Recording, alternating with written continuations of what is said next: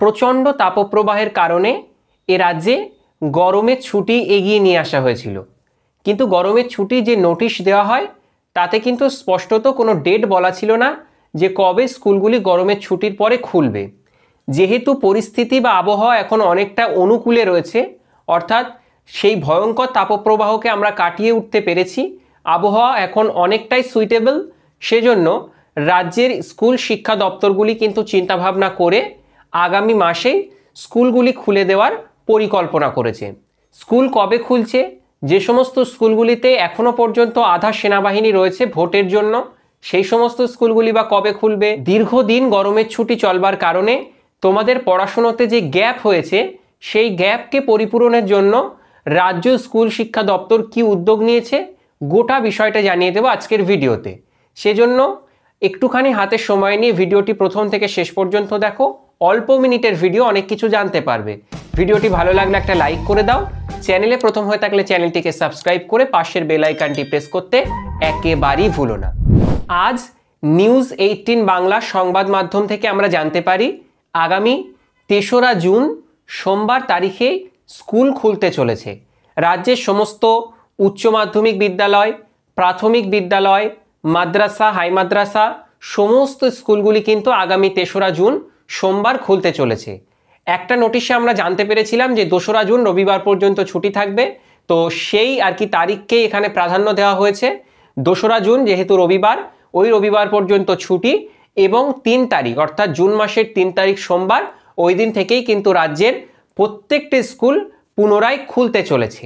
এরপর আসছি যে সমস্ত স্কুলগুলিতে এখনো পর্যন্ত আধা সেনাবাহিনী রয়েছে সেই সমস্ত স্কুলগুলি কবে খুলবে।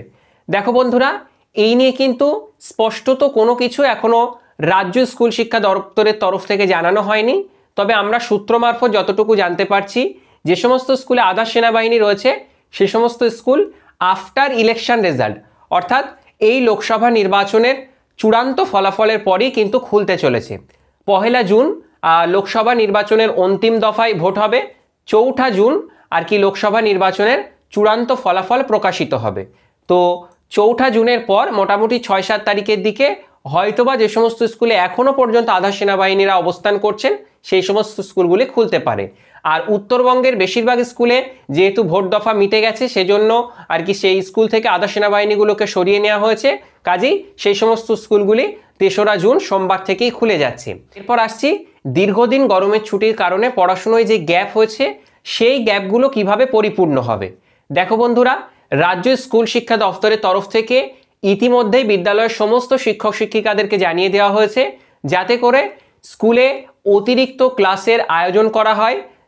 ছাত্রছাত্রীরা এই দীর্ঘকালীন ছুটির জন্য পড়াশোনায় যে আর কি ঘাটতি তৈরি হয়েছে সেই ঘাটতি পূরণের জন্য রেগুলার ক্লাসের পাশাপাশি, অর্থাৎ রুটিন অনুযায়ী যে ক্লাসগুলো স্কুলে হয় সেই ক্লাসের পাশাপাশি স্কুল শিক্ষকগুলো মানে বিদ্যালয়ের বিষয়গত শিক্ষক শিক্ষিকাদের কিন্তু অতিরিক্ত ক্লাস নেওয়ার কথা বলা হয়েছে।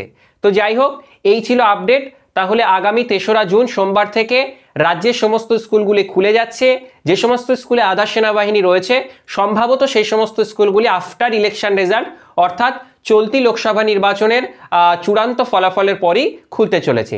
এই আপডেটটা ভালো লাগলে অবশ্যই লাইক করে চ্যানেলটিকে সাবস্ক্রাইব করে দিও। আজকের মতো এখানে বিদায় নিচ্ছি, দেখা হবে পরবর্তী ভিডিওতে। ভালো থেকো, সুস্থ থেকো, থ্যাংক ইউ সো মাচ।